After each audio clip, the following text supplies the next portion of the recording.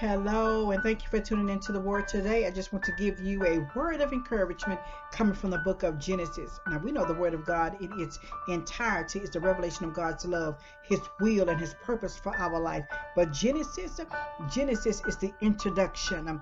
It is the most amazing and important book for the other 65 books that will follow. See, Genesis is the source of where heaven and earth began. And Genesis 1:1 says that in the beginning God created the heaven and the earth. And although the Bible cannot explain God's existence because God was there before there was a beginning, Genesis 1:24 says, and God say, let the earth bring forth the living creature after his kind. And it was so because God is the maker and the creator of all things. 1 Corinthians 10:26 says, for the earth is the Lord's and the fullness thereof. See, in Genesis, we see how the creation of man came into existence in Genesis 1:26. And God said, let us make man in our image. And just as God chose to create us in his likeness, he also created us with his goodness in Genesis 1:31.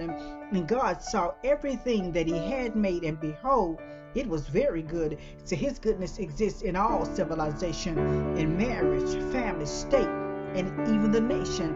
In Genesis 12:2, God told Abraham, and I will make of thee a great nation, and I will bless thee and make thy name great, and thou shalt be a blessing. See, Genesis is the beginning of all things, the beginning of language, art, science, and even poetry.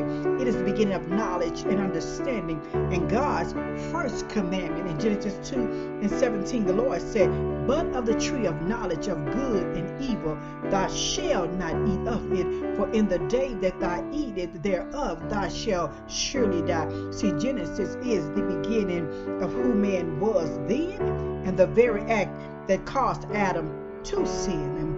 But God, he never gave up on man. And in Genesis, God began a covenant relationship and the prophecy for the chosen nation. In Genesis 6:18, God told Noah, but with thee will I establish my covenant. Then he chose Abraham and his descendants to begin his plan for restoration for the nation. See, Genesis 18:18 says, seeing that Abraham shall surely become a great and mighty nation, and all the nation of the earth shall be blessed in him. See, the origin of Genesis take place on the Mesopotamian between the Tigris and the Euphrates River, found in Genesis 15:18. It is in the Fertile Crescent of the Middle East into Canaan, the land of the Jewish nation. See, Genesis 13:12 says, Abram dwelled in the land of Canaan, and today the land that began in Genesis is now the land of Iran, Syria, Israel, and Egypt. See, in Genesis 46:3, and he said, God said, I am he, God, the God of thy father. Fear not to go into Egypt, for I will there make of thee a great nation.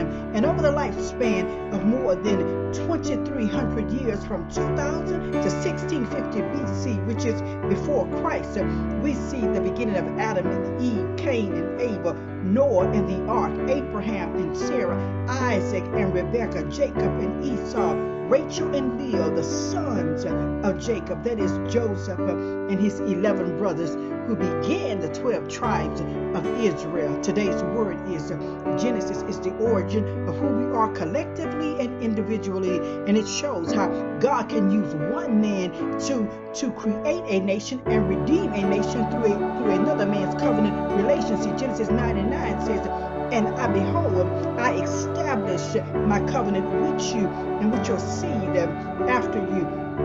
See, when God created man, and he created us with a choice to choose how life would begin and end for us.